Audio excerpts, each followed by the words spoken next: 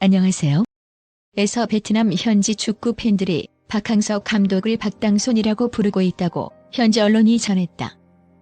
12일 일간 타인리엔에 따르면 베트남 축구 팬들은 박 감독을 박당손이라고 부르며 내년 1월 태국에서 열리는 2020 아시아 축구연맹 23세 이하 챔피언십 본선과 2022년 카타르 월드컵 아시아 예선 등 앞으로 있을 중요 대회에서도 성과를 내주기를 기대하고 있다. 박당손은 박 감독의 성과 현지인들이 농담으로 흔히 쓰는 운이 좋은 때라는 뜻의 당손을 합성한 별명이다. 이어 팬들은 박 감독이 베트남 축구에 금을 가져다주기 위해 태어난 사람이라고 말한다고 타인예는 전했다. 박 감독의 지휘 아래 베트남 축구는 지난해 AFC U23 챔피언십 준우승을 시작으로 아시안게임 4강 신화와 10년 만에 AFF 스즈키컵 우승을 달성하는 등 연거푸 역사를 다시 썼다. 또한 지난 1월 있었던 아시안컵에서는 12년 만에 8강에 진출했다. 베트남은 2022 카타르 월드컵 아시아 지역 2차 예선 레이스에서도 지조 1위를 굳건히 지키고 있다.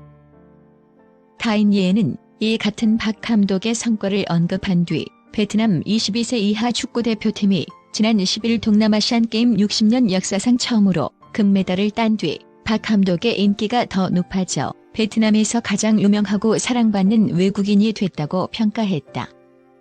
그러면서 지난 10일 필리핀 마닐라에서 열린 인도네시아와의 경기 때 박 감독이 베트남 선수에게 파울 판정을 한 심판에게 항의하다가 퇴장당할 때 관중들이 박항서를 끝없이 연호한 것이 이를 증명한다고 보도했다. 베트남 총리 박항서 국가 발전에 기여 박항서 베트남 정신으로 우승. 응우엔 쏜 푹 베트남 총리가 동남아시안게임 60년 역사상 처음으로 금메달을 획득한 박항서의 축하 메시지를 건넸다. VN 익스프레스 등 현지 언론은 푹 총리가 11일 박항서 감독이 이끄는 베트남 22세 이하 축구 대표팀과 SEA 게임에서 2연패를 달성한 베트남 여자 축구 대표팀을 하노이 총리 공관으로 초청했다고 보도했다. 푹 총리는 두 팀을 반갑게 맞이하며 위대한 성과로 조국의 영광을 가져다준 두 팀에 진심으로 축하한다고 말했다. 특히 박항서호에는 이번 승리는 경제, 문화, 사회 발전에 영감을 줘 베트남을 강국으로 건설하게 하는데 이바지할 것이라며 칭찬을 아끼지 않았다. 푹 총리는 축구는 수많은 팬을 열광시키는 스포츠의 왕이다.